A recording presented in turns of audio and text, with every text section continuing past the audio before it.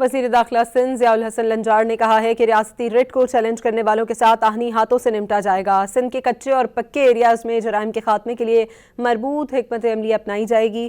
وزیر داخلہ Sindh Zia ul Hassan Lanjar D I G Sukkur office پہنچے، جہاں پولیس کے خصوصی دستے نے انہیں سلامی دی۔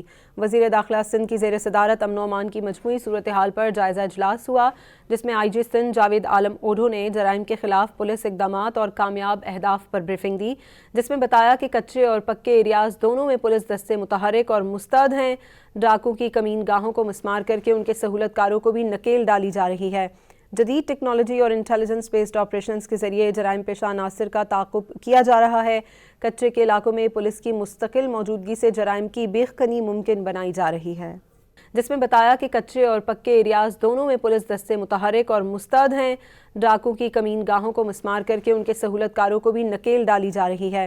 جدید ٹیکنالوجی اور انٹیلیجنس بیسڈ آپریشنز کے ذریعے جرائم پیشہ عناصر کا تعاقب کیا جا رہا ہے۔ کچے کے علاقوں میں پولیس کی مستقل موجودگی سے جرائم کی بے کنی ممکن بنائی جا رہی ہے۔